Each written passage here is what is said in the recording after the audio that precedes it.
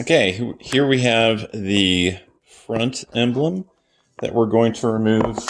I'm just going to heat that up with the heat gun on its lowest setting.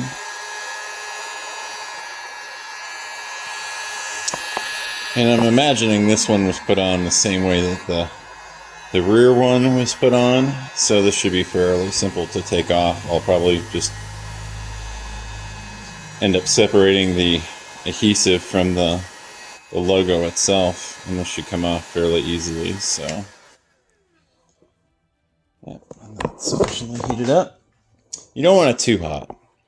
Run into problems, and you could end up damaging the paint if you do too much. Okay, so you get behind a corner.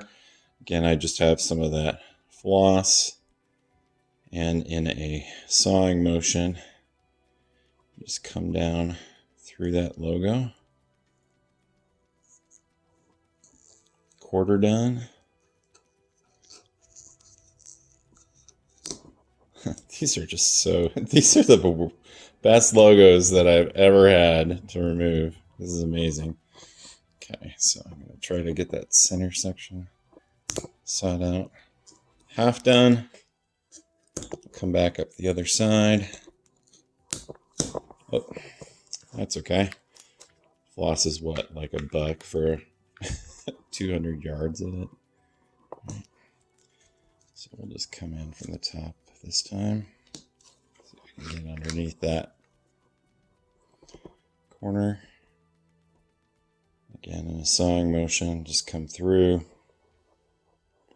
Sometimes, if these are really stubborn, you have to reheat the side that you haven't pulled up yet. Because these things are really meant to stay on, you know, in intense summer heat, and this is on a black car, so I'm just going to pull that away.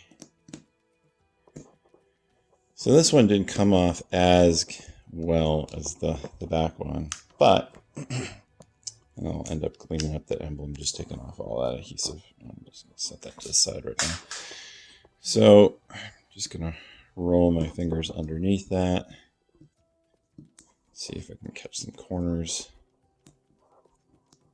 Yeah. So this one didn't come away as well, but that's okay.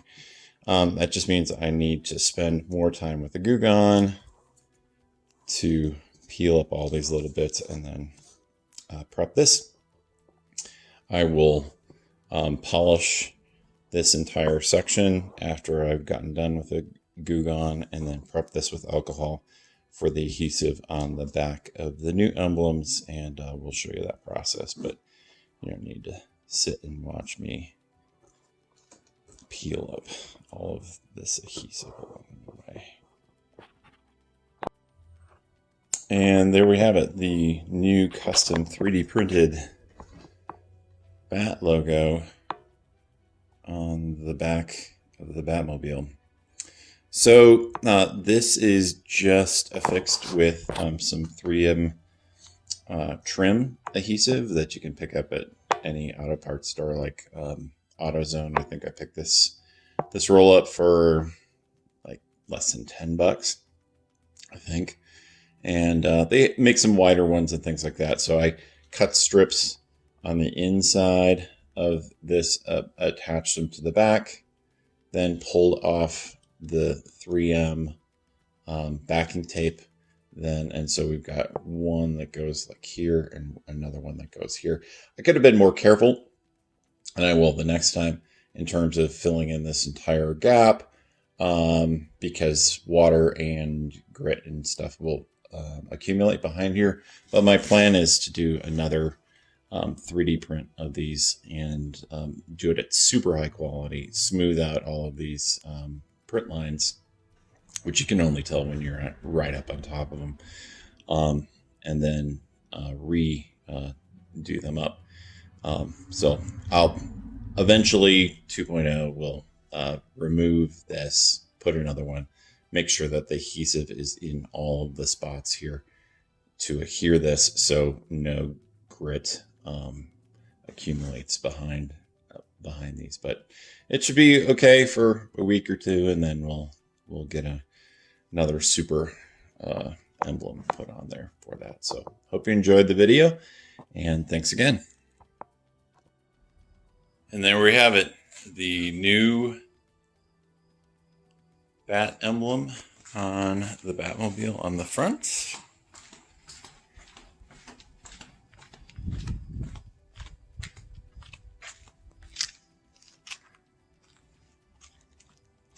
And on the back. So tire project took about, not including the printing of the bat symbols, they take about 2 hours a piece, plus then painting is another probably 2 hours on that. But this is took me about 2 hours in order to be able to take the old ones off, make sure I got all of the adhesive underneath off, and place these on. So hopefully you like it. I think it turned out amazing.